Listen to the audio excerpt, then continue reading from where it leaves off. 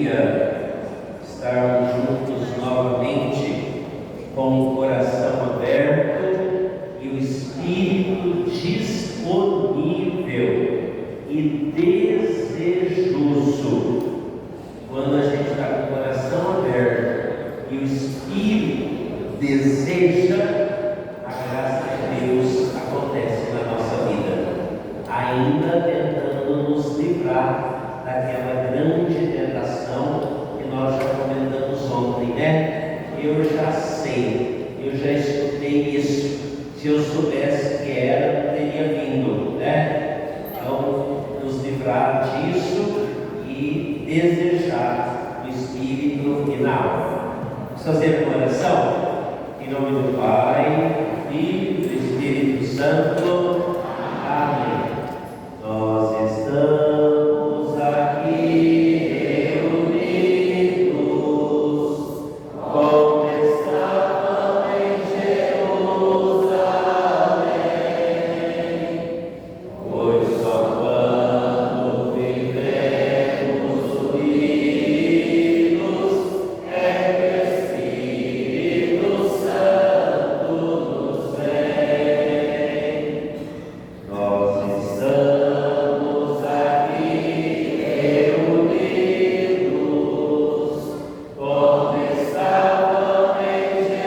como estavam em Jerusalém, pois só quando vivemos unidos é que o Espírito Santo nos vem.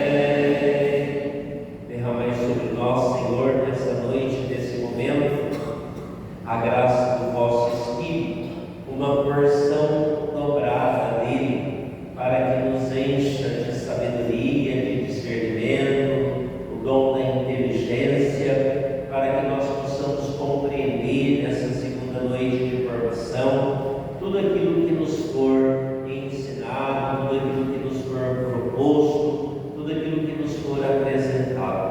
Que seja unicamente o teu Espírito a nos conduzindo de modo particular aquele que nessa noite nos direciona, o diácono Romualdo. Vinde, Espírito Santo, enchei os corações dos vossos fiéis e acendei neles o fogo do vosso amor.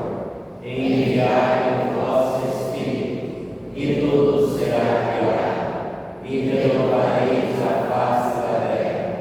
Oremos, ó Deus, que instruís os corações dos vossos fiéis com a luz do Espírito Santo, fazei que apreciemos retamente todas as coisas segundo o mesmo Espírito e gozemos sempre da sua consolação. Por Cristo Senhor nosso. Amém. Maria, mãe da Igreja, vamos fazer juntos essa oração do Salve José que aprendemos ontem com o diácono Gabriel. Salve José, agraciado por Deus, o Senhor é convosco, bendito sois vós entre os homens, bendito é o fruto do vosso piedoso coração, Jesus.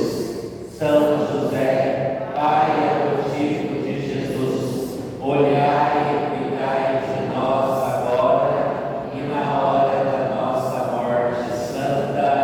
Amém. São José, em nome do Pai, do Filho e do Espírito Santo. Amém. Podem sentar. Obrigado pela sua presença, sejam todos muito bem-vindos. Com muita alegria nós acolhemos o diácono Romualdo para nos ajudar a refletir nesta noite. Nós estávamos tentando lembrar ali, pouco antes de começar a missa, há quanto tempo nós nos conhecemos. Vocês podem perceber que o cabelo dele é bem mais branco do que o meu, né? Então é óbvio que ele é mais velho do que eu, né? Mas é um pouquinho tempo, mais velho. O Paulo é um querido amigo, companheiro de caminhada, de jornada de igreja, há uns 30 anos, né? Há uns 30 anos a gente se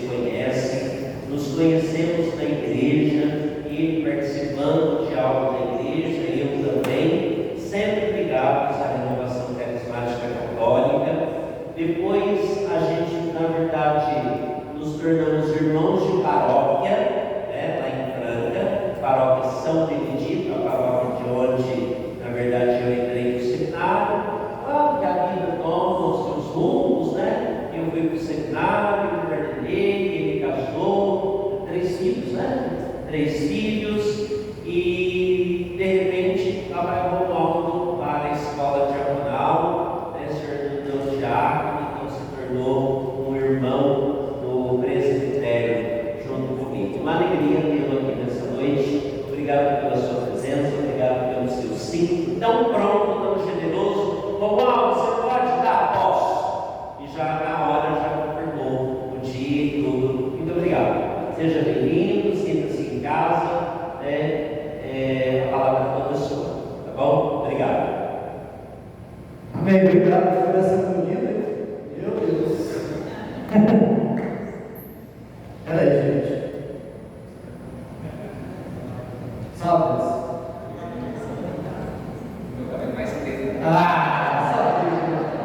Um abraço generoso. Muito bem. Já falou, pastor, eu sou casado há 27 anos, tá? Pertenço à paróquia Santo Jean, ordenado há 8 anos e meio, 3 filhos, tenho uma filha de 25, um filho de 23, um filho de 17 anos. Minha esposa não pôde vir, porque ela foi menino à tarde, às 5 horas, mais ou menos, no médico, precisava passar uma consulta, e agora à noite ela foi uma reunião escolar, né? Ou ela, eu. Eu tinha marcado para cá, né? Então é assim a vida também de um diácono, né? O diácono, além de estar servindo a igreja, os irmãos da igreja, também precisa estar muito mais presente ainda com a família, tá? Então nós vamos sempre nos controlando, eu e minha esposa, nossos filhos, já que agora já estão tudo crescidos, é só uma coisa ou outra. Tem que ajudar aqui e dali, nunca vai deixar de ajudar. Na verdade, não é assim ou vocês dão os filhos aí, não é? Sempre assim, não é? Não, tá bom. Então, vamos lá, deixa eu ver falar. Tá aula? Porque eu falo muito alto. Então, acho que vou tentar colocar assim. Tá bom, sim? Melhorou? Então, tá bom. Bom.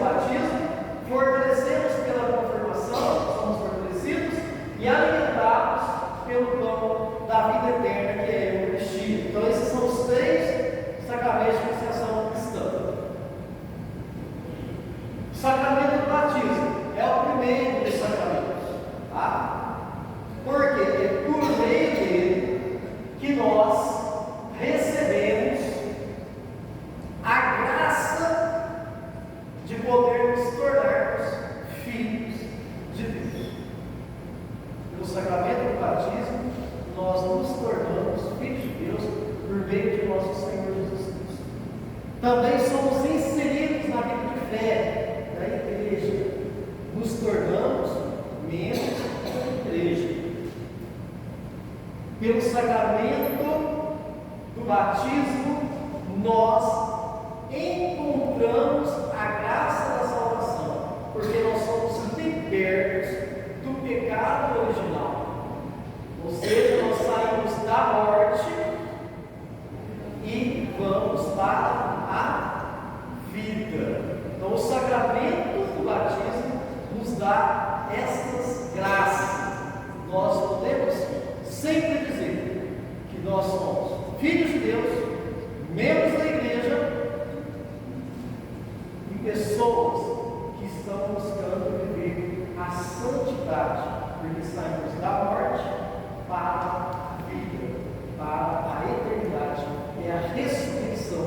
Nós ressuscitamos, somos lavados na água do batismo. Então, batizar significa mergulhar na água, onde nós somos libertados de todo o pecado.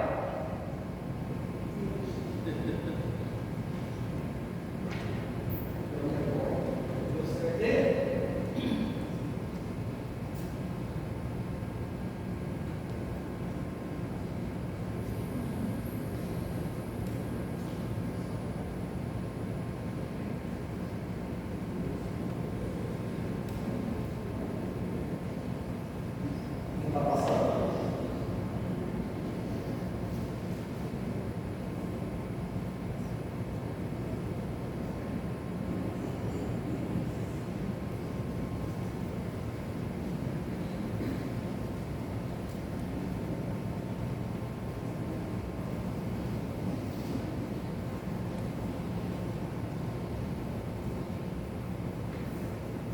Tem isso, hein, gente?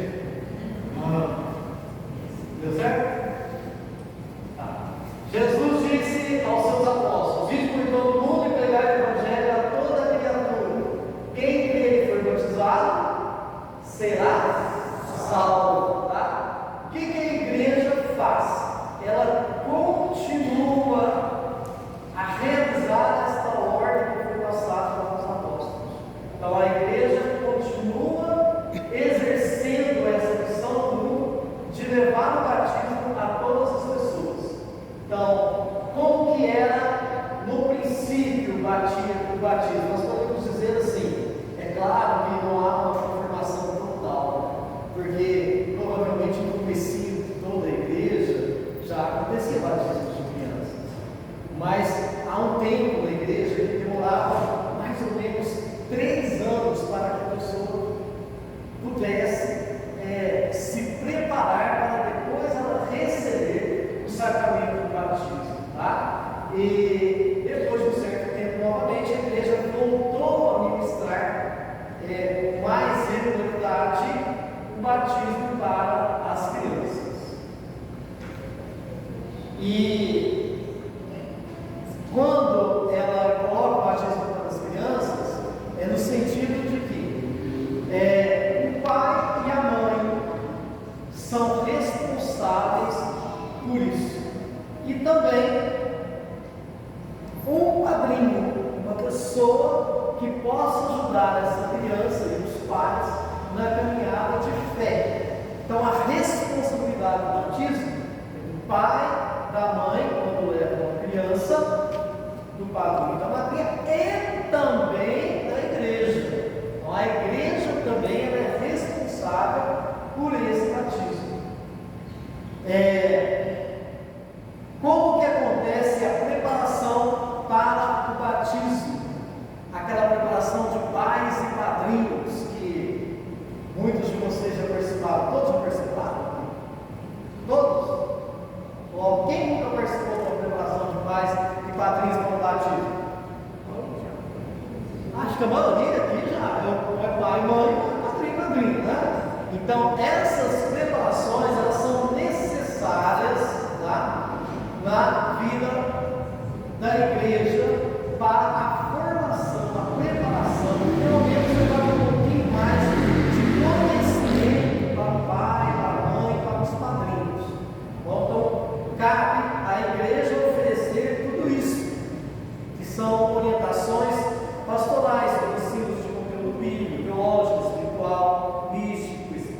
especial. Tá? E as preparações, elas podem ter diversos tipos de duração. O recomendável é 2 horas, no mínimo. Tá? No mínimo 2 horas de preparação. Eu acho muito pouco. Até porque eu sou assessor da pastoral do batismo do meu cérebro, mas é isso, né? E é o que a gente consegue, às vezes, passar para os pais padrinhos, até porque geralmente é muito difícil passar esse conteúdo para eles, para muitas famílias que estão totalmente fora da igreja. Como você vai inculcar tudo isso dentro deles, né? Então, 2 horas acaba sendo suficiente. Há preparações de 2 horas, de 1 hora, na diocese há preparações de 4 horas, de 2 dias, tá? Mas não importa. O importante é que a paróquia, junto com o Papa, determine esse horário, que seja 1 hora. Mas que passe o suficiente para que essas famílias que têm buscado o batismo entendam a importância do sacramento que eles estão buscando. Tá? Quem pode receber o batismo? Quem que vocês acham que pode receber o batismo? Quem? Todas as pessoas que procurarem. Então elas vão procurar a igreja e a igreja vai estar disposta a batizar. Aí tem algumas situações que precisam ser coordenadas, organizadas, para o bem do próprio casal e o bem da própria criança que está ali para receber o batismo. Você tem um pouco mais de coerência na hora de escolher o padrinho ou a madrinha, lógico, os pais, mas por isso que às vezes há orientações. E também é o padre, no final das contas, que vai determinar o que deve ser feito. Né? Mas essa procura, ela sempre deve ser feita, a igreja está sempre à disposição para realizar esse sacramento do batismo. Qualquer pessoa pode procurar para receber, seja uma criança, seja um adulto. Tá? Aí o adulto já é diferente, tem que passar por outro tipo de preparação. Às vezes é de 1 ano, não sei se você falar hoje tem adultos, até que já é 1 ano, né? Tem 1 ano, vai fazer toda uma preparação, às vezes vai receber todos os sacramentos. Bom,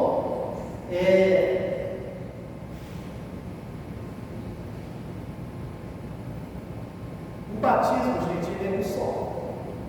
Você que está aí, e eu, todos nós temos que ter consciência disso, independente de nós participarmos ou não, que o batismo ele é um só. De uma apostolado do batismo, participar com a apostolado do batismo, que o batismo é um só como cristão. Então não tem como receber pelos batismos, não tem como tirar o batismo. Tem gente que quer tirar o batismo porque vai passar por montanha agora. Sei lá,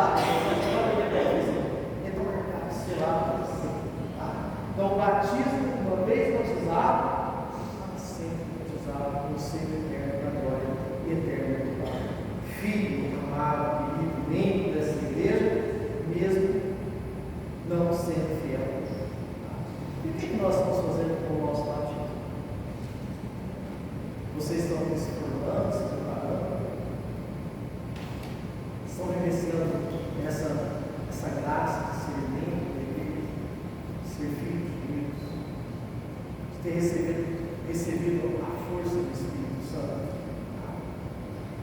Quem pode ministrar o batismo? O bispo, o padre, o diácono, o ministro autorizado pelo padre, uma pessoa idônea. E de repente, por alguma situação improvável de doença, às vezes no momento que está nascendo, uma enfermeira, alguém que oferece. Mas qual é a forma para que possa acontecer o batismo? É preciso derramar um pouco de água na cabeça. Né? Não importa a quantidade, é água, viu? Não é pinga, não é cerveja, é água. Tá? Pode ser até com conta-gota uma criança, mas você derrame essa água, dizendo: eu te batizo em nome do Pai, do Filho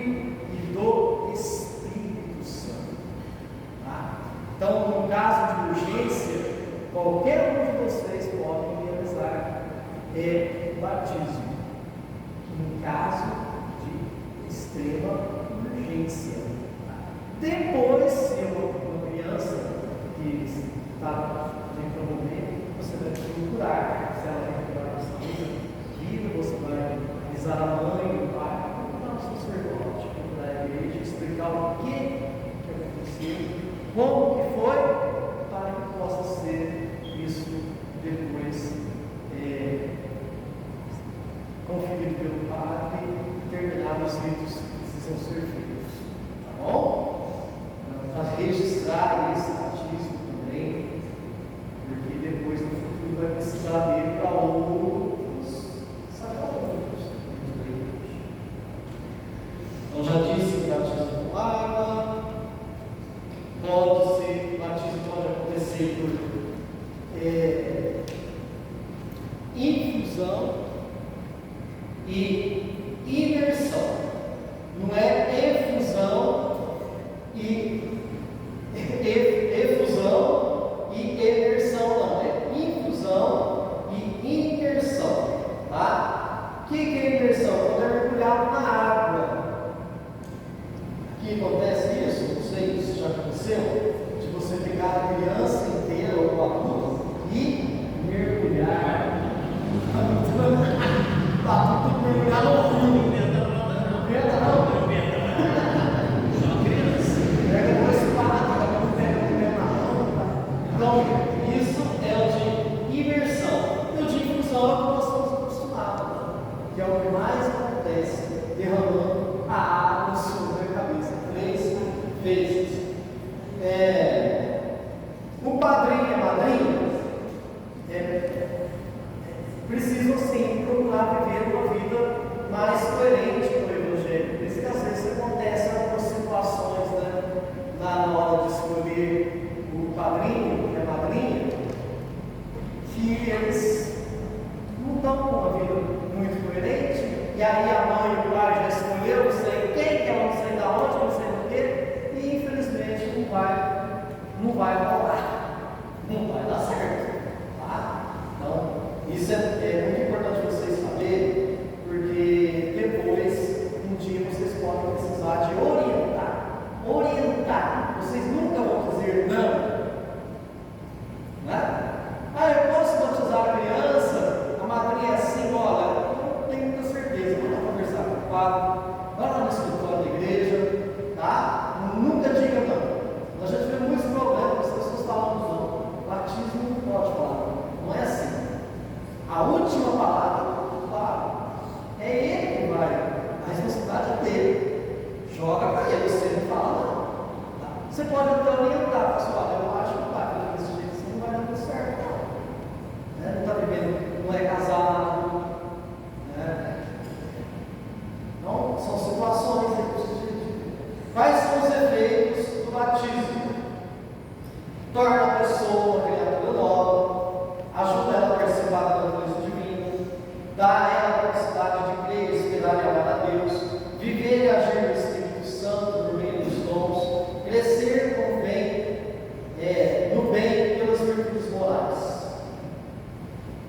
Uma coisa que é importante vocês saberem, que não se deve batizar nenhuma criança, nenhum adulto, por superstição, tá? Porque você acha bonito, que lembra lá na frente fazer aquela celebração, o padre todo feliz, né? E todo mundo, tudo bonitinho, bem arrumadinho. Não. Se não for para se tornar cristão, para viver a fé, não adianta, vai acontecer com a gente, mas que ter essa consciência. É muito importante sabermos também a data do nosso batismo. Vou demorar um pouquinho mais, as pessoas vão rolar assim. Quem sabe a data do batismo? A data, não? Que maravilha, gente. Pouquíssimos lugares que a gente vai, que a gente vê gente assim. Os que não sabem, vai atrás. Qual o local que você foi batizado? Pergunta se você tiver mãe, pai, sei lá quem, padrinho, madrinha ainda. Sabe aquele certificado que dá nas preparações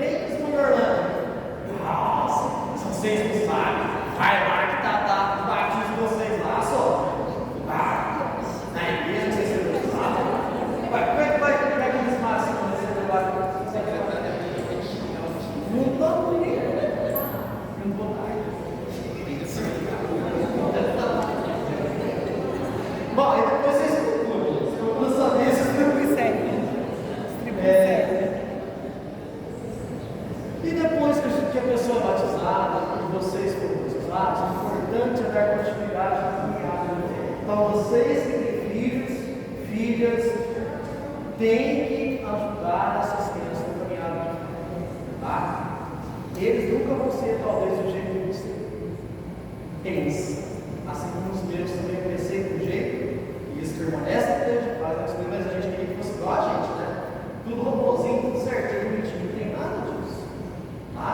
Mas o importante é que a fé vencer eles e que eles tenham consciência. Ontem mesmo, quando eu fico mais moço, me perguntar a respeito dos genes, né? Ele não deixa de falar isso, ele vai em tudo, vai, reza, terça, vai no grupo e tal, mas tem as dúvidas, e aí quem tem que ajudar? O pai e a mãe, tá? Você plantou semente, tem que cuidar, o batismo tem que ser cuidado da vida. Pronto. Agora nós vamos para o sacramento da confirmação. O que é o sacramento da confirmação? A crise. E aí? Vai confirmar o quê? Espírito Santo. Espírito Santo.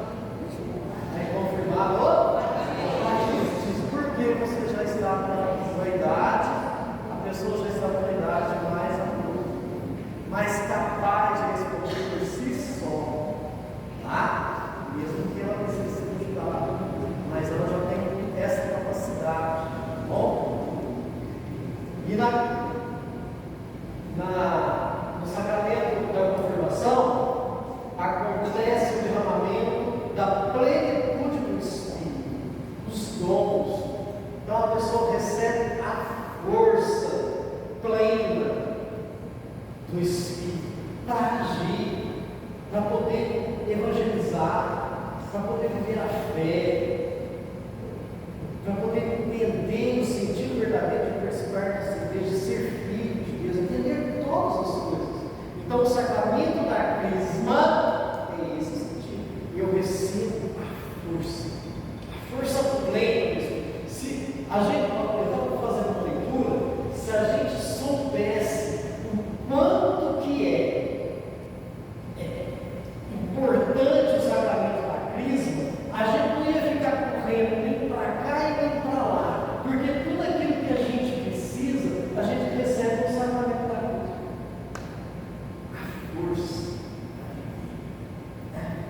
Então, aquele negócio, eu estou muito desanimado, desanimado porque está trabalhando demais, mas desanimado da fé, essas coisas, não pode mais, tem que animar, porque você está pleno, você está cheio da graça do Espírito Santo, você recebeu os dons, tá? Os apóstolos comunicaram e transmitiram essa infusão plena do Espírito Santo através da imposição aos novos batizados.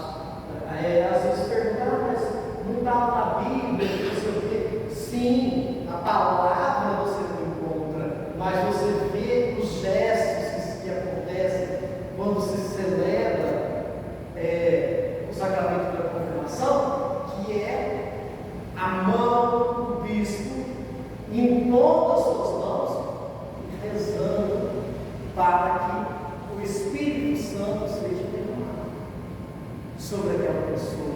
E é a continuidade, porque os apóstolos fizeram isso, derramando a plenitude do Espírito Santo. E a igreja continua tudo isso. Depois vocês vão receber o material, vocês vão poder ler e aprofundar um pouco mais. Deus quiser, tá? A unção feita com o óleo do crisma, confirmando, recebe o selo do Espírito. É selado. Tá? O selo de nas cartas de ontem é muito mais do que aquilo, né? Muito mais. Para agir com autoridade na missão de testemunhar, ensinar através de atos, palavras e ações. Atos, palavras e ações. Você e eu, nós que somos crismados, nós recebemos isso também, essa força plena para fazer isso, ensinar, tá? Você pode ensinar, você pode transmitir, e a sua vida lá fora, onde você for, você vai perceber o quanto você é vigiado e o quanto as pessoas ficam esperando de você como cristão. Por isso,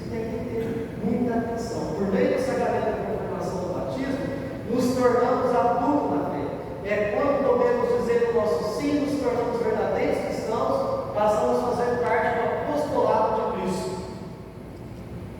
A preparação é necessária no período bíblico, a mesma coisa, vocês vai nos transmitir, no mínimo 3 anos. 3 anos. Então já terminou a preparação da Eucaristia, já deveria dar continuidade para fazer esses 3 anos de preparação. O Platão, a gente comentou já aqui. Padrinho ou madrinha, recomenda que seja o mesmo batismo. Geralmente a gente não escolhe mesmo, nem o pai nem a mãe escolhe, mas o recomendado é que seja o mesmo, se eles ainda estiverem vivos, tá? Que às vezes não está vivo. E se eles ainda for da fé, né? Porque tem umas pessoas que saem, vai lá só para batizar e não quer saber mais nada, depois só vai abençoar, tá? Mas seria um grande testemunho, um grande exemplo. Quem pode receber a pessoa que vai ser o padrinho e a madrinha, ou a madrinha, tem que ter pelo menos 16 anos. Segundo o documento da igreja, pelo menos 16 anos. Tem que ter sido crismado, tem que ter uma vivência de fé, tem que ter noção do que ele está vivendo, tá? E ele está oferecendo para o outro de ser. Quem pode receber a confirmação? Todo batizado que ainda não foi confirmado e que tem a idade mínima de 13 anos. Com ressalvas. Se caso tiver autorização para alguém antes, pode, aí a autorização do padre, como bispo e tudo mais. Ah, mas eu fui crismado quando eu era bebê, porque eu já fui batizado, já fui crismado, porque o bispo passado. É outra história, porque não era igual hoje. Hoje nós temos um pouco mais, nós temos a possibilidade de fazer uma comparação com esses batismos, e já não acontece em muitos lugares, na maioria dos lugares não acontece a confirmação logo após o batismo, mas pode vir a acontecer, tá? Se for o caso, tem que ser comunicado também na igreja. Quem é o ministro de tudo isso? É o bispo. Por isso que todas as igrejas estão presentes no bispo. Caso o bispo não pode, ele vai delegar o padre para que ele possa realizar o sacramento da confirmação. Bom, a imposição das mãos, né? Ele vai impor a mão sobre o confirmando, vai ungir a fronte dele e vai dizer assim, ó, recebe este sinal o Espírito Santo, dom de Deus. E o bispo continua, a paz esteja contigo. Eu coloquei que ele está com o rosto, que tem intenção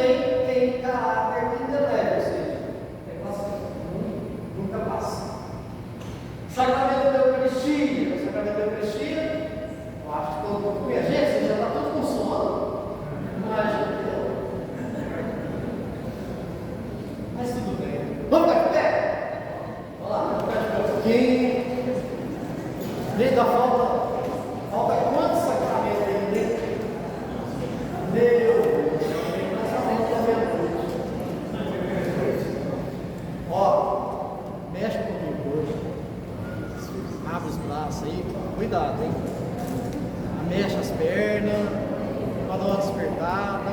É difícil, pode sentar. A Eucaristia é parte de toda a vida cristã, católico, apostólico, romano, que não participa da missa, não participa de nada.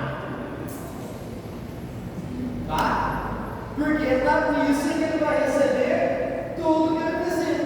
Então não adianta falar, eu participo da liturgia, mas não vai na missa, eu participo da oração, mas não vai na missa, eu participo do caminho, mas não vai na missa.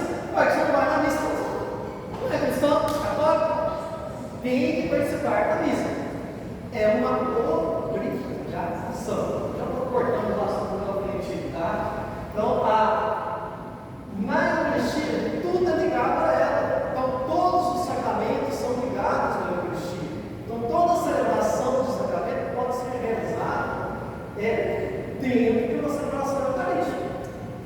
Porque tudo está ligado à Eucaristia. O pão e o vinho que é consagrado, ele se torna o quê? O corpo e o sangue de Cristo. Isso não pode ter dúvida. Não pode ter dúvida.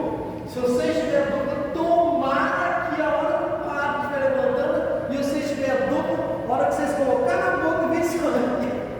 Né? Na hora que aconteceu em outros lugares por aí. Porque é o corpo de Cristo. Né? E é o sangue de Cristo, é o verdadeiro. E nós comungamos, não é um pão qualquer. Não é qualquer coisa, não. É o Senhor dos Senhores. Tá?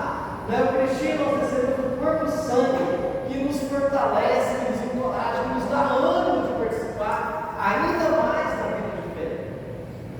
A última ceia com os apóstolos nos diz: fazer isso em memória de mim,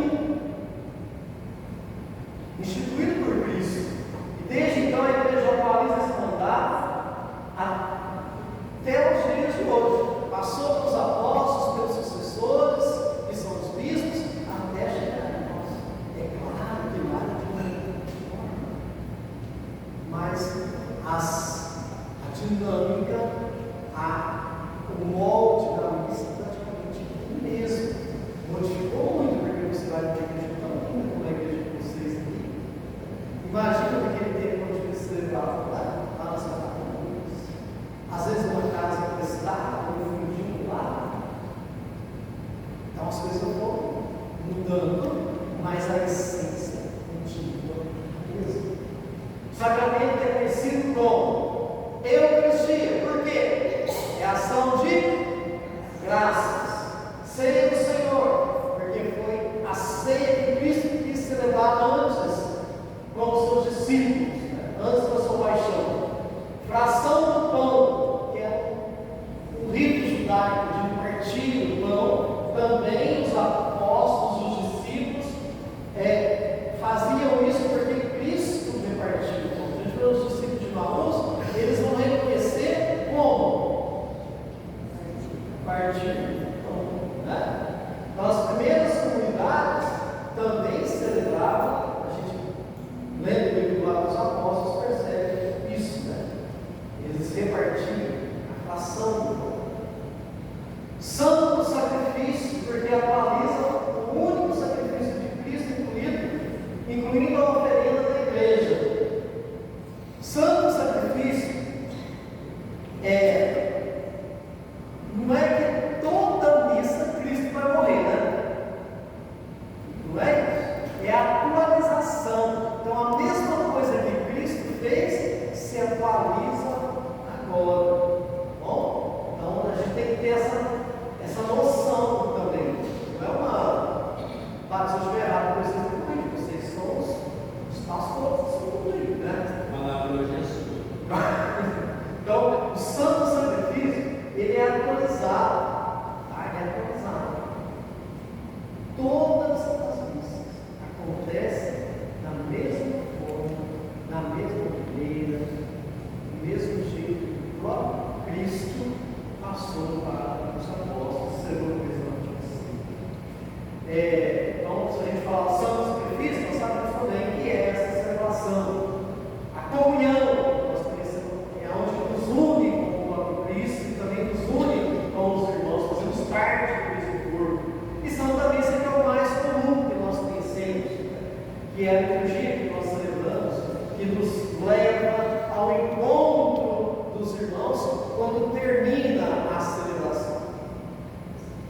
Quem pode receber esse sacramento? Todo batizado, desde que esteja devidamente preparado, né?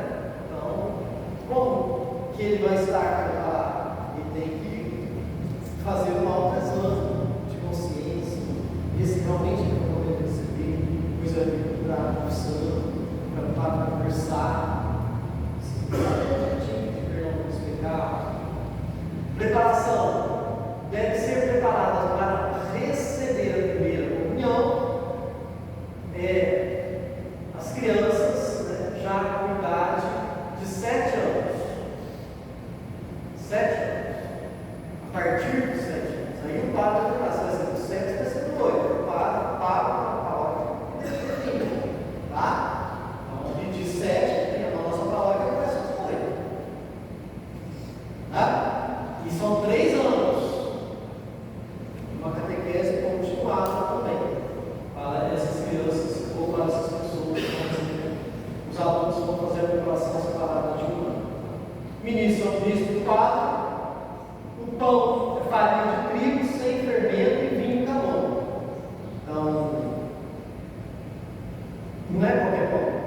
É um pão já hoje tem vários lugares que preparam, não tem fermento, geralmente tem que saber como fazer a preparação do pão corretamente.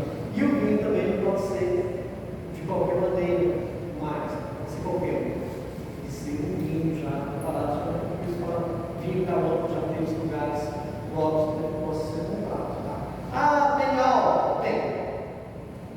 Tem álcool, é fermentado. Tá? O pão não pode, tem que ser ácido. Tá? Eu vou pular essa parte das orações eucarísticas, e aí depois das partes das orações eucarísticas vocês vão vendo lá nas celebrações. A oração eucarística é 1, 2, 3, a primeira se modifica de um jeito, de uma forma, mas durante a oração eucarística é o momento mais importante, que é o momento da transubstanciação, em que o pão e o vinho se transformam no corpo do sangue de Cristo. Precisa de um agente. Sem esse agente, não acontece. Você é um agente dessa pessoa, deste homem. Sem ele não acontece. Porque é por meio dele que ele vai dizer, clamar o Espírito Santo e aquele pão e aquele vinho se transformarão no corpo de Deus. A ação do Espírito por intermédio de quem? De quem? Isso, sacerdote. O padre, sem ele não tem. Tá? Bom, vamos pular esse elemento para frente. A igreja nos chama para participar da missa aos domingos. Tá? No dia que nós celebramos, eu pus ali nos chama, gente. Mas na verdade nós somos. É um mandamento da igreja. Tá? Pelo menos aos domingos.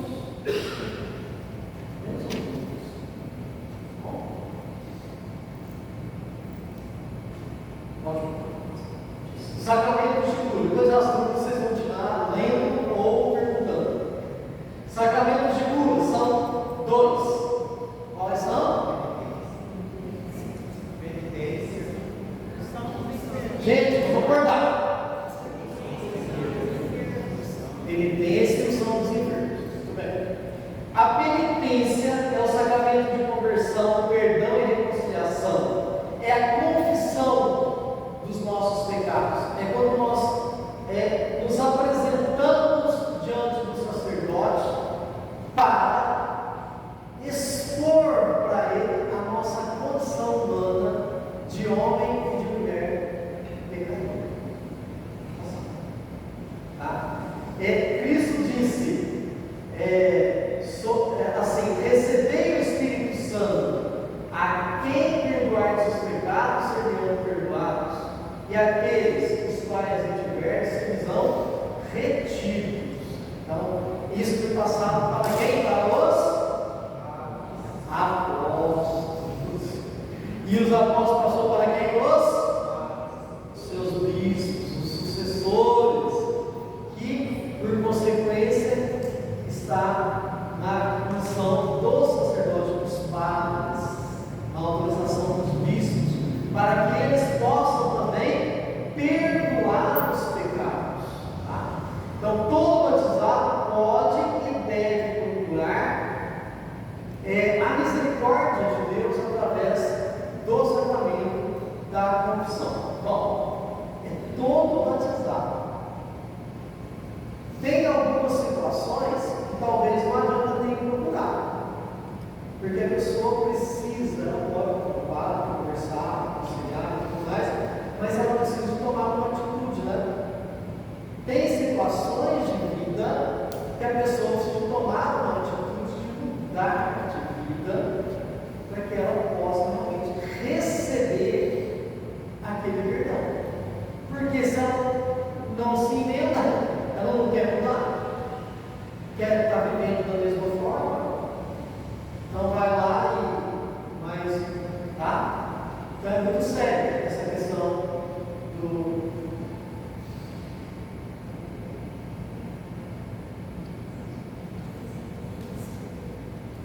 o ministro, como já disse, é o bispo e os padres, né? Então eles são aqueles que têm por ordem a graça de dar absolução dos pecados. Qual é a forma que eles vão usar? Eles vão fazer uma oração após a confissão.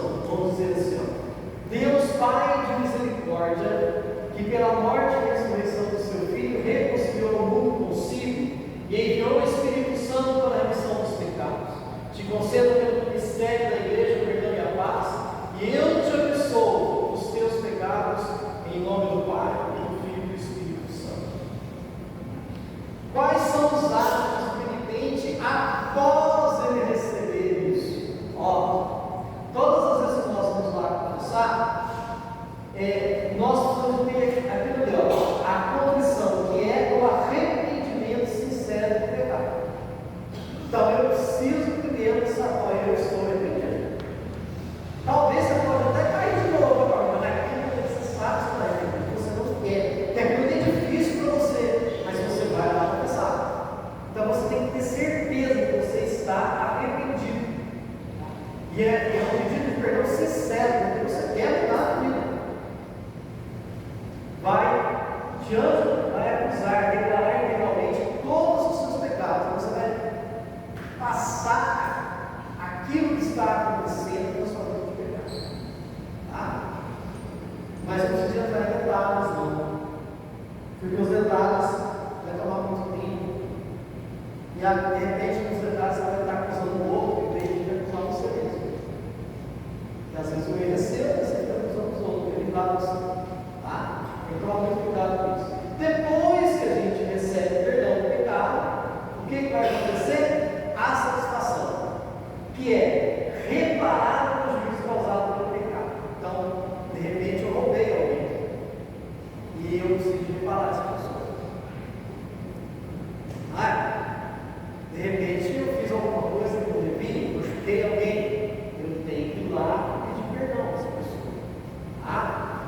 E pegar a penitência que o padre pode passar. Se é para rezar uma Ave Maria, você vai lá para o sacrário, ou não sei o lugar que você pode estar indo, e vai rezar essa Ave Maria. Porque tem gente que fala assim: eu fui lá, conversei com o padre, eu fui lá, reza uma Ave Maria, e a pessoa não rezou, não cumpriu. Não cumpriu. Tá? Então precisa terminar, tudo que faz parte. O penitente tem que pagar a penitência. Se é uma Ave Maria, vai rezar essa Ave Maria. Tá? Então é isso. Passando por cima. O que vai nos ajudar é os mandamentos da igreja e os 7 pecados capitais. A gente meditar, a gente pensar, a gente refletir sobre os nossos pecados. E o meu tempo já está indo, né? Pode passar.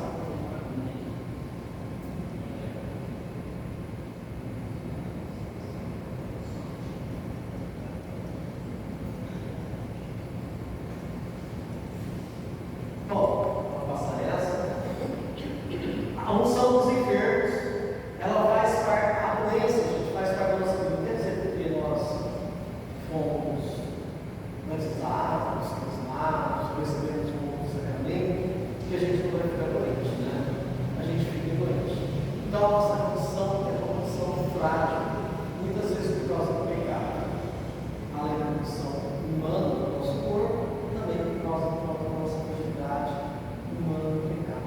Então a gente tem que estar sempre cuidando da nossa saúde, mas principalmente a saúde espiritual, que vai nos ajudar no nosso corpo. Por isso, a unção dos enfermos foi deixada para nós, para que a gente receba essa unção e nos tornemos livres de todo o pecado e recebamos o alívio que nós necessitamos da nossa doença e, se possível, até a cura.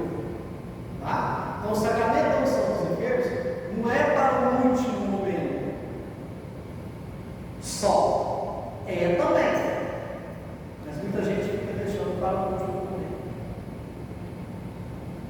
E às vezes você vai passar por uma operação, você não sabe se é o último momento, se não é, e você poderia estar procurando a unção dos enfermos para receber essa graça do amigo, da ação de Deus.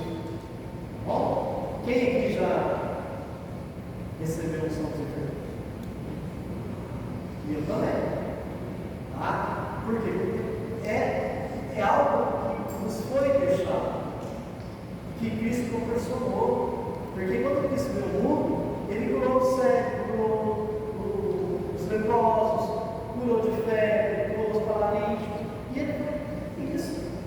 Então essa unção que acontece com o óleo santo é para o nosso próprio bem, para a nossa salvação. E se for na última hora, se tiver que morrer, vai morrer livre do pecado. Tá? Porque ela dá também essa graça do perdão dos pecados. Não somos enfermos. Então não fica esperando muito, não fica sofrendo, não. Tem a oportunidade de ocupar, conversa com ele, para você poder receber o sacramento da unção dos enfermos. Você assistiu o filme do Bingo agora? Esqueci o nome do filme. No final do filme, a academia do diabo, coisa assim. Oficina do diabo. Oficina do diabo. Já assistiram, né? Isso aqui que acontece no final. Não dá spoiler. Não, deixa eu assista. Vocês vão ver o que acontece no final do filme. Pode passar para frente, pode passar para frente, pode passar para frente. Quem pode receber? Todo batizado que tem atingido a idade e uso da razão. A criança que não chega na idade da razão não tem necessidade. Logo o batismo já age nisso. Mas pode louvar, dar uma bênção, fazer uma oração e tudo mais, tá? A partir da idade da razão. Só o sacerdote e o bispo, de preferência o padre, pode. Se o Papa não pode qualquer outro Papa, né? Qualquer outro Papa, desculpa, pode ser outro Papa. Bom, o óleo vai ser ungido, vai colocar nas mãos, né? Ele vai dar a mãos da fronte e as mãos da pessoa, dizendo: por essa santa unção e por sua infinita misericórdia, o Senhor venha ter auxílio e com a graça do Espírito, para que liberte os teus pecados, te salve e sua vontade livre dos sofrimentos. Tá? Então aí vai aumentar tudo aquilo em nós, né? A misericórdia de Deus, a gente suportar as nossas enfermidades, o alívio da nossa doença, se for a vontade do Senhor, a própria cura da nossa doença. E também, se tivermos que partir para outra vida depois desse sacramento, nós somos livres. Pode passar. Sacramentos de comunhão. O que quer dizer isso? Que são os sacramentos que têm a finalidade voltada para a salvação e o serviço dos irmãos, para a missão da igreja e a edificação do povo de Deus. Eles são destinados a servir o próximo e não somente as pessoas que o recebem. Quais são? Sacramento da ordem e depois o sacramento do matrimônio. Quem recebe o sacramento da ordem?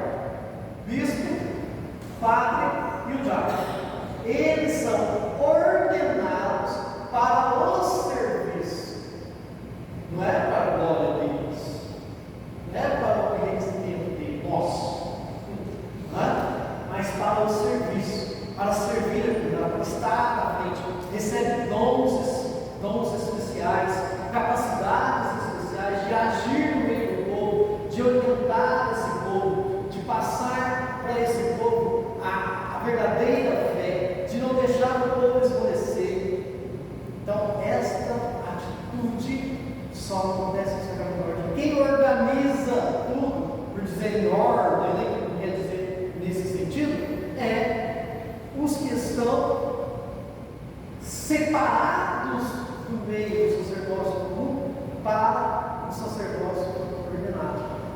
Eles sim estão à frente. Por isso que eles têm essa função, essa missão distinta de estar exortando o povo. Tá? São três: o episcopado, que é o bispo, o presbiterado, que são os padres, e o diaconado, que é o diácono, que é o cooperador. Já falei.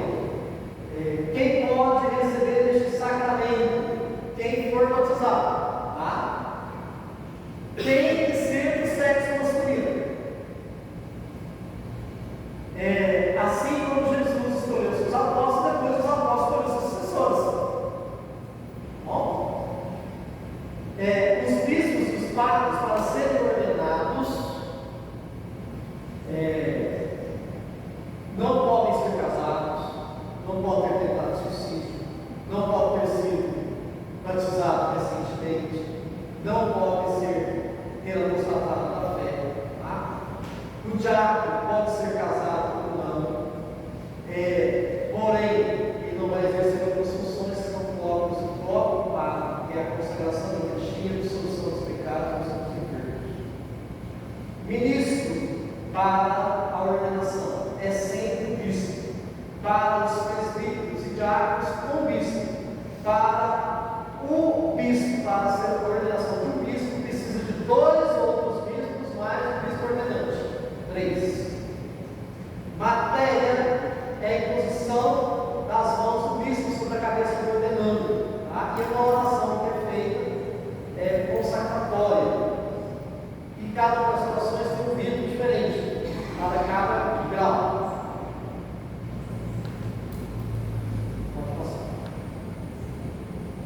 É também um caráter indeleble, tá? É para sempre, uma vez ordenado para já sempre. Se acontecer alguma coisa, ele vai receber uma autorização, mas no final da sua ele não deixa de ser. Ele não vai exercer, mas não deixa de ser. Assim, eu digo deixar de ser, gente. Por que é? Tá?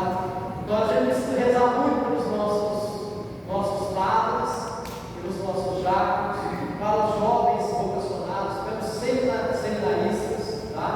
E no caso das mulheres, elas são ordenadas? Não.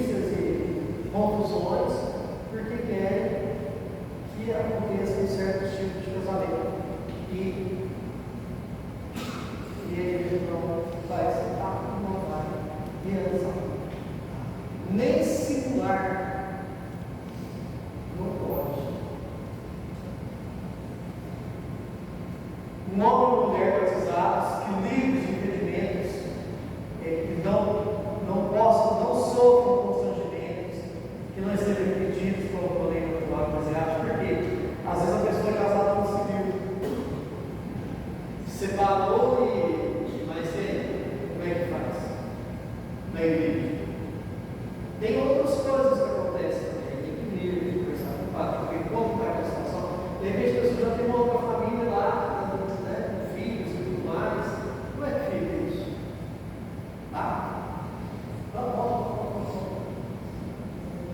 Tem que expressar livremente o consentimento. Então, o homem e a mulher tem que dizer que quer, né?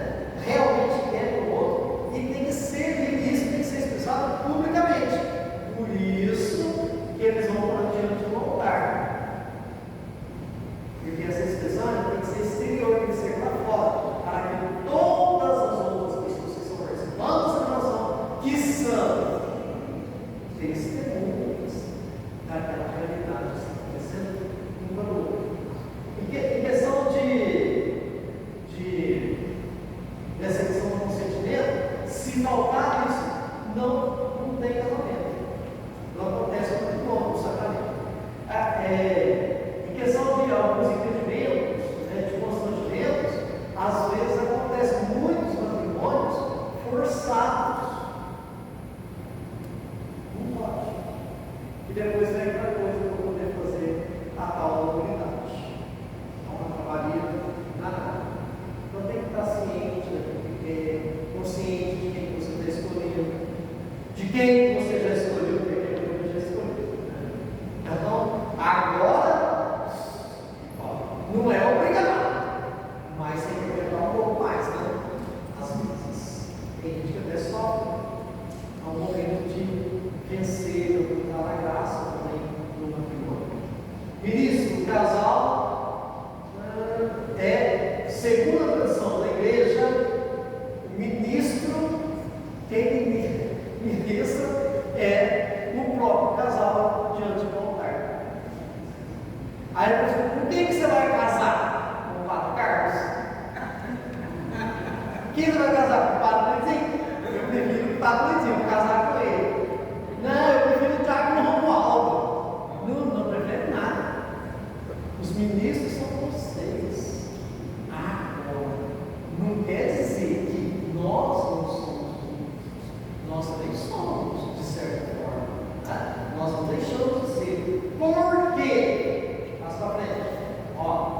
A presença de ministro da igreja é indispensável, tá? Para o cuidado do matrimônio. Sem a presença do ministro, não acontece.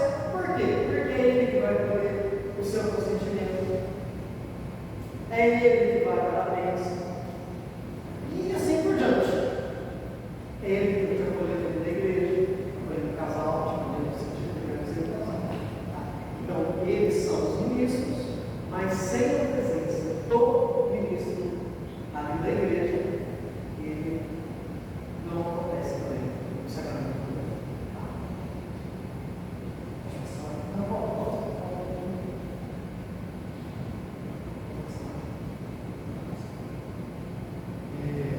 Eu pensei que era o finalzinho, tá?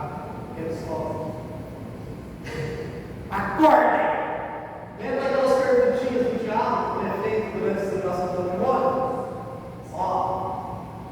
Quem é casado não sabe. Vocês estão aqui para se unir em matrimônio.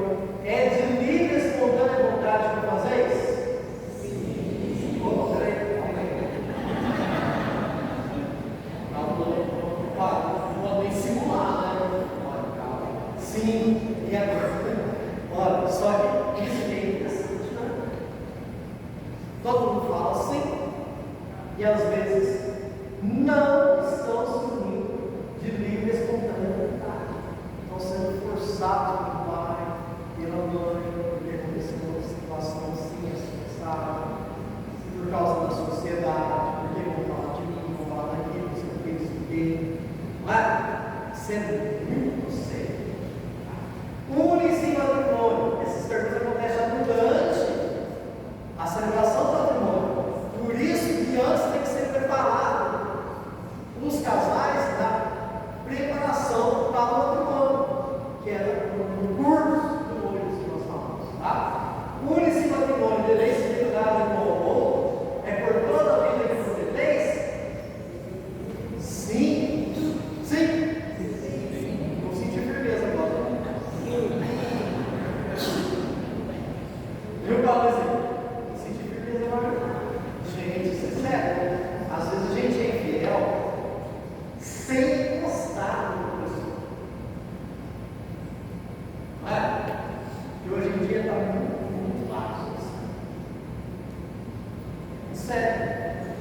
Então, se eu sou fiel, eu vou disputar.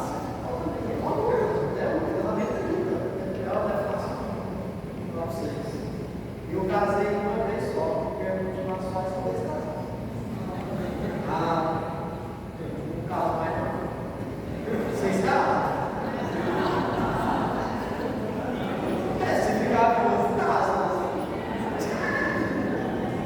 Ficar viúvo, pode casar, né? Não casa. Você não pode. Eu não posso. Você não pode. Eu não posso. Vocês viram?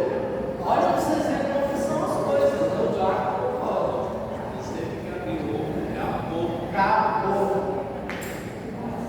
Bom, então a fidelidade, gente, é igual ao time de futebol que vocês. Não é igual, é mais do que o time de futebol que você fala que você tem. Para a esposa e para o esposo. Acontece muitos casos de brigas, separações, de morte, por causa de fidelidade. Bom, tem que ser preparado antes. Está disposto a receber os filhos educados na fé da igreja? Sim! E bom, né? Vocês que já foram casados, mas hoje a maioria não quer saber de filho. A maioria quer. E aí chega lá diante do padre, parece uma entrevista, né? Sei. Aí tem umas perguntas aí que tem que responder. Se a pessoa falar que não tem filho, se ela não puder, é uma coisa, porque tem situações assim, mas que não está aberto a vida para ter filhos. Permitindo a vida de procriar, de ser cooperador com Deus do coração. Consentimento. Eu te recebo, minha esposa, prometo ser fiel, amar, respeitar, te tristeza, salvo e doença, todos os dias da nossa vida. Na alegria, na tristeza, na saúde, na doença. Tem que amar, respeitar. Não importa. Tá de cama, cuida da sua esposa. Cuida do seu esposo. Aliança é o sinal visível que a gente recebe para demonstrar exteriormente. Não quer dizer muita coisa hoje em dia, né? Mas nos padres também não usam anel, né? Alguns por quê?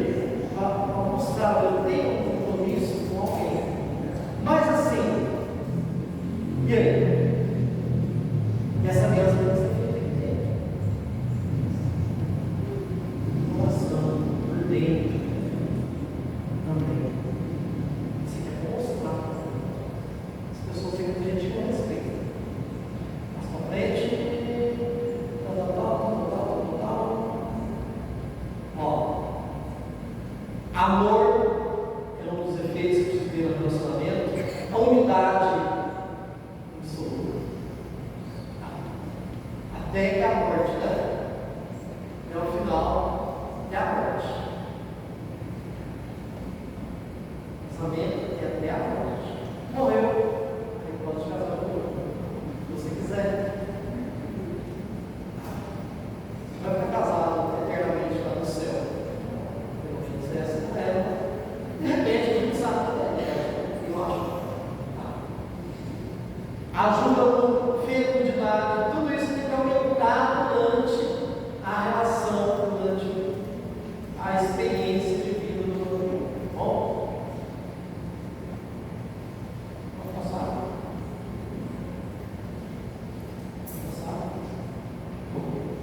Ótimo. Bom, gente, eu acho que esse foi um pouquinho, porque a gente perdeu um pouco de coisa. Eu falei um pouco a mais, principalmente do batismo, mas é importante vocês saberem, assim, no sacramento do matrimônio, que o homem e a mulher devem se amar. E o primeiro momento da vida deles, quando vocês se viram, a maioria, pelo menos, é assim. A maioria gostou, amor.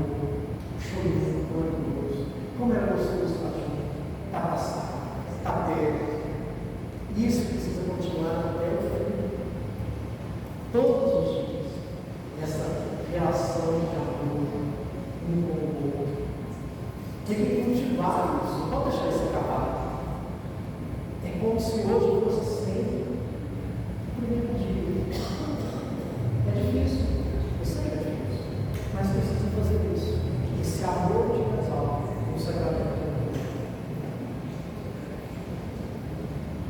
Tudo que eu passei com vocês está aqui no Catecismo da Igreja Católica, nesse livro de orientações gerais apostolares, no subsídio apostólico do batismo, na Bíblia, e depois você pode partilhar com todos eles esse material. Se vocês quiserem também, pode passar tudo que está aqui. Mas se vocês tiverem esse aqui, quem tem? Semana de formação, ó, Catecismo da Igreja Católica. Isso daqui é muito importante, a gente precisa de muitas coisas da nossa vida. Dúvidas? Pode perguntar. Está acabando, mais 5 minutos de perguntas. Dúvida? Pode perguntar, gente. Pode perguntar.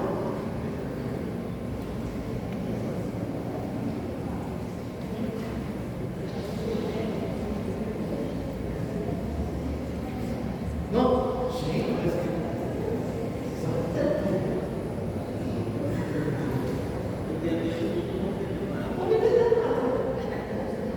Não, eu vou explicar que vocês perderam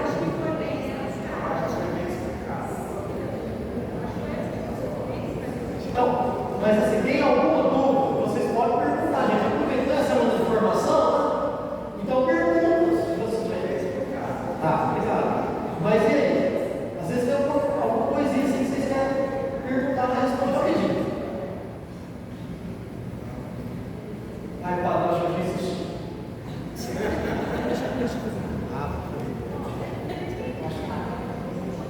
Eu sou catequista dos seus cursos de crise, da crise, né? E essa semana eu chamo com um catequizando da nossa turma que escolheu o padrinho, já tinha prometido, e ia divorciar. Aí ele já teve com o padre, a mãe me procurou ontem que a criança desistiu de fazer a crise desse ano, porque ela não aceita outro. Gosta muito, é uma pessoa muito querida, trata muito bem. Eu vi isso há uns anos atrás com meu filho, já era catequista dele, já que ele escolheu o padrinho dele, eu quase morri. Passou por a mesma situação. E na época do nosso padre aqui, era hoje o nosso bispo, e ele, vamos por partes, ele me pediu para que fosse lá ser catequista de verdade. Foi das razões por que meu filho não poderia aceitar o padrinho e me pediu para fazer a catequese da unidade do casamento. Esse padrinho do meu filho, ele hoje é casado, tem filho, vive uma relação super feliz com a esposa dele. E eu precisei ter essa coragem. Fiz meu papel da igreja, como catequista, fiz isso. Fui lá, fiz uma catequese, porque eu não tenho. Mas eu tenho muitas dúvidas com relação a esse novo formato que a igreja desenha sobre a unidade de casamento, sobre os quesitos que isso não pode ser feitos. Quando um casal teve filhos, foi consagrado tudo, o que a igreja valia essa unidade? Bom, eu não sei responder. Eu acho que essa pergunta, eu não posso ter vergonha, né, gente? Fala a verdade. Porque essa pergunta aqui pode talvez estar respondendo pelo nosso padre, ou talvez o padre que é responsável publicamente por essa questão da unidade.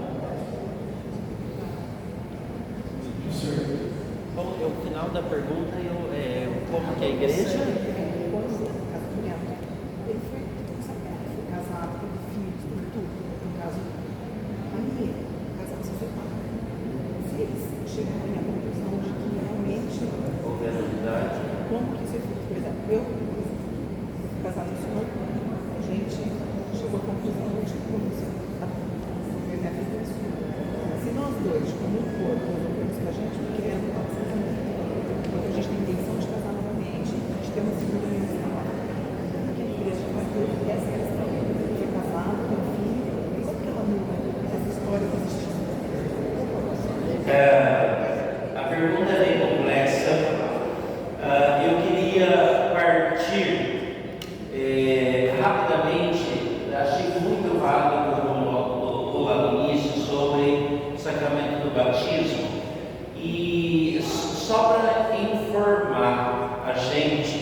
e para que vocês nos ajudem, porque isso é muito importante. Então, retomando lá, e eu vou chegar aqui.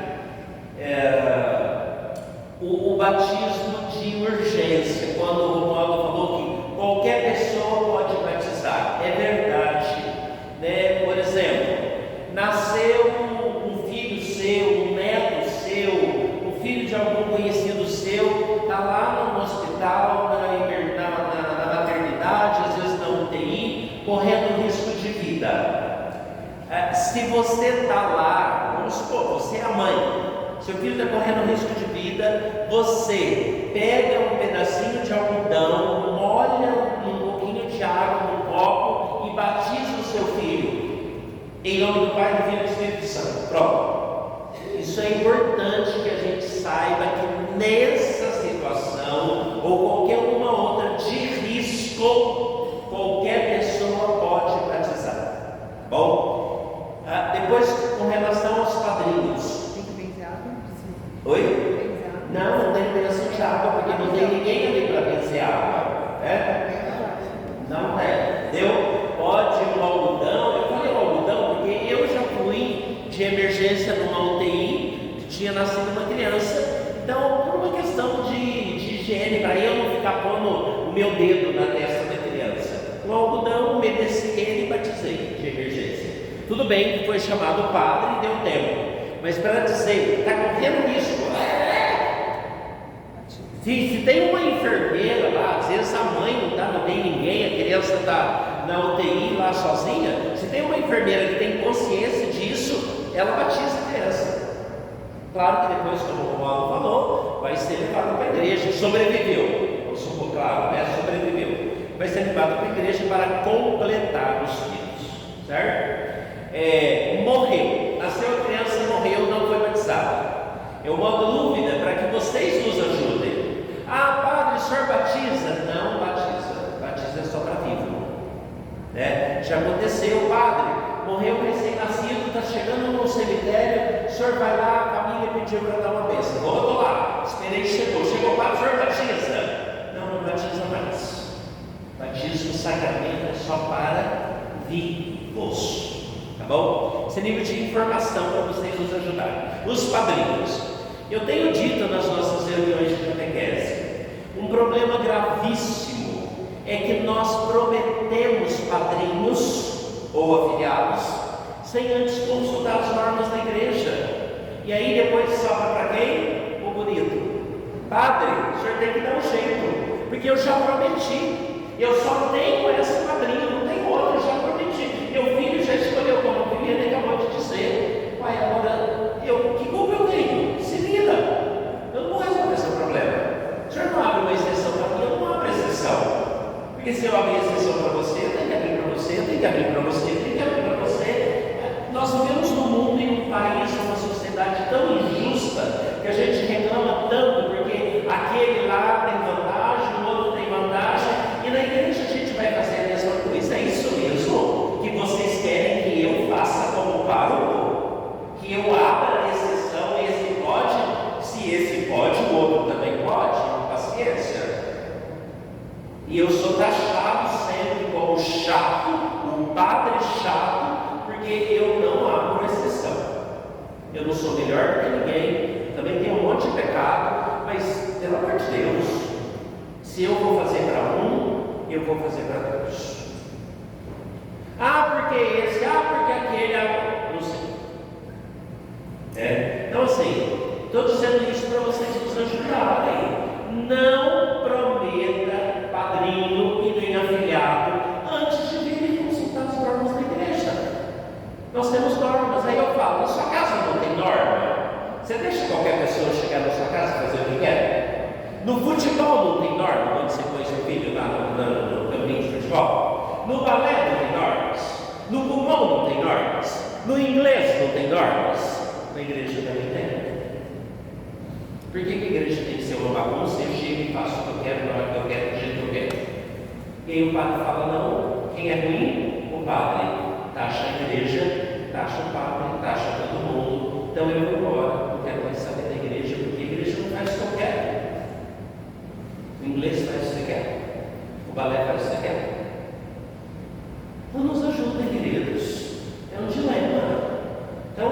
reunião, choveu de pai e de mãe em cima de mim. Ah, padre, eu já prometi, já chamei. Chego aqui, né? A questão da Viviane é: como é que a igreja pode definir para um casal que casou, viveu 30 anos juntos, teve filhos, se amou, fez uma festa linda de casamento, tudo maravilhoso?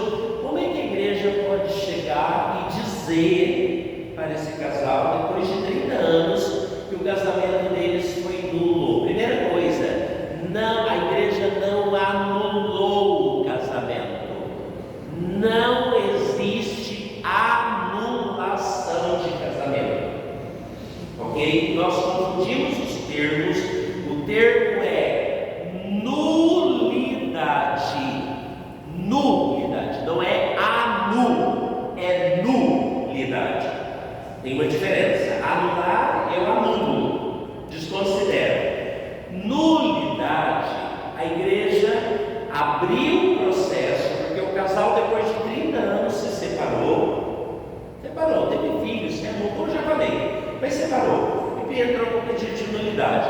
A igreja abre um processo, acolhe esse casal, ou essa pessoa, às vezes nem é o casal que quer, né? Acolhe, abre o processo, e a igreja vai analisar minuciosamente se nesse casamento, na origem, foi nulo. Significa não existiu o casamento. Mas como que a igreja pode dizer que não existiu o casamento?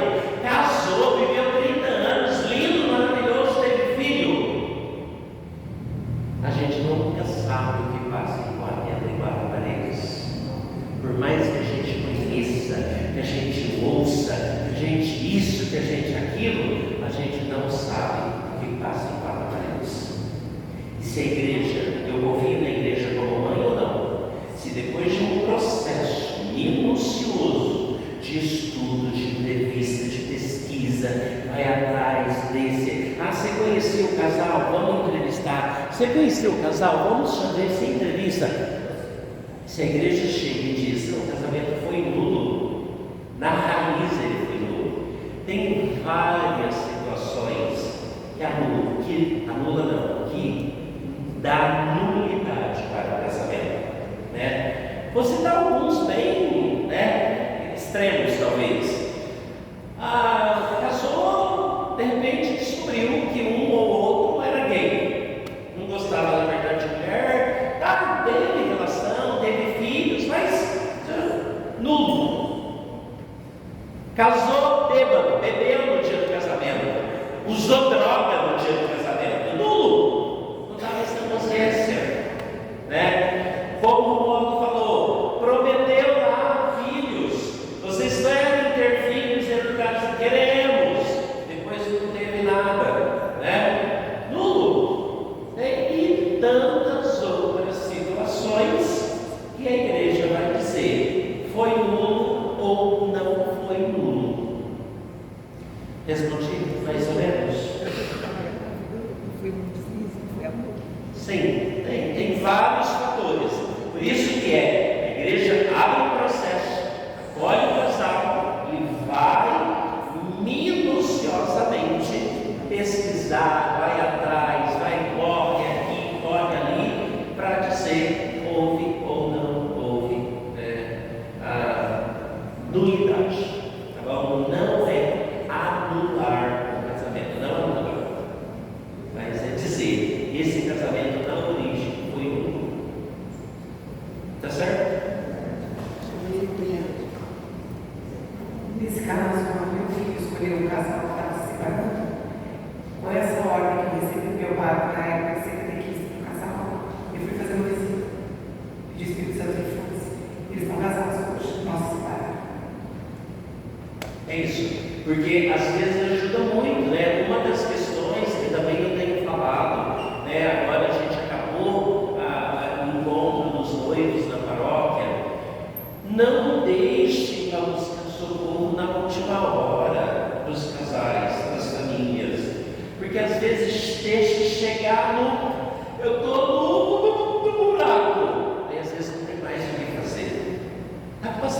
oportunidade, procura a igreja, vamos sentar, vamos conversar, vamos tentar ajudar. Nós estamos aqui para ajudar, né? Às vezes depois, quando já está na beira do abismo, aí às vezes é muito difícil, né? E depois também procurar a igreja só para resolver os problemas, assim, no sentido de dar um jeito, etc. e tal. Quer falar alguma coisa? Essa questão da unidade, também tem questão, às vezes, da fidelidade. Às vezes tem casais, se casam, e às vezes o marido é fiel durante 20, 25 anos com as mulheres, entendeu? E às vezes a esposa não sabe, vai descobrir isso depois. Essa pessoa tem até outros filhos com outra pessoa. E tem muitos casos assim, mulheres que são constrangidas pelos maridos dentro de casa, durante 20, 25, 30 anos. Escravizado. Como se fossem escravos. Então, essas são coisas muito sérias. Vocês que estão aqui formando, se preparando, precisam ter noção disso. E precisam de renunciar a esse caso essas situações. Tá? Os assuntos são muito complexos. Muito obrigado pela paciência de vocês. A gente estourou o horário, mas. Só para agradecer ao Carlos, teve um caso grande de um casal de 27 anos. E aí se separaram. E aí, caso eles casaram muito novos, 18 anos, 27 anos de casamento, ainda novos, 45 anos. E ele entrou na comunidade, porque ela procurou um padre no tribunal, conversar. E aí, tinha 2 filhos. E aí o padre Carlos falou, é um estudo minucioso, um olhar minucioso do tribunal, dos padres, da advogada. Ela revelou e a mãe sabia, quando ela foi casada, ela não se dava com o pai. E ela namorando esse moço, ela sentia segurança nele, mas não amava ele. Mas por ele dar segurança, ela se casou e a mãe, inclusive, falou: vai ser melhor para você, filho. Então, ela casou para sair de casa.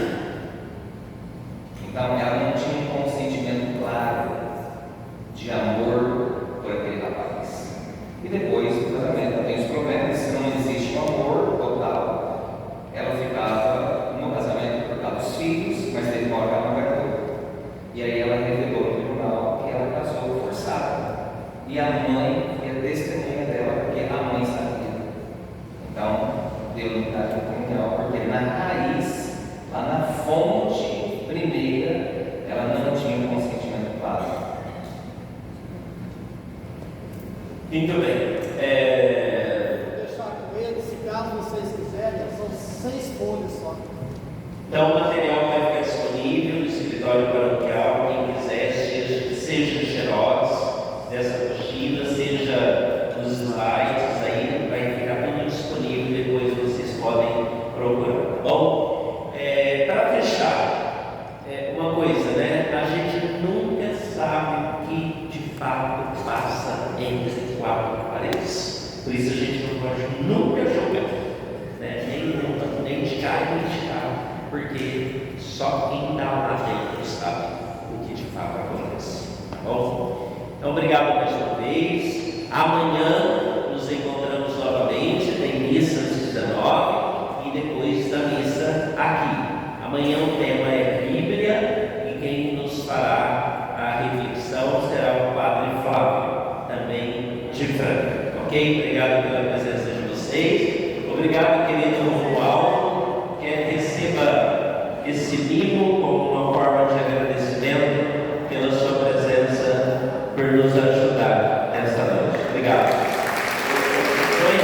Nós vamos terminando, conduzindo você, seus passos, sua missão, sua família, o seu ministério. São José, ore sempre por você. Obrigado. Ave Maria, cheia de graça, o Senhor é convosco. Bendita sois vós entre as mulheres, bendito é o fruto do vosso ventre, Jesus. Santa Maria, Mãe de Deus, rogai por nós, pecadores, agora e na hora de nossa morte. Senhor esteja convosco. Venho na intercessão da bem-aventurada Virgem Maria e de São José. Abençoe-vos o Deus Todo-Poderoso, Pai, Filho e Espírito Santo. Amém. Boa noite, bom descanso. E voltando para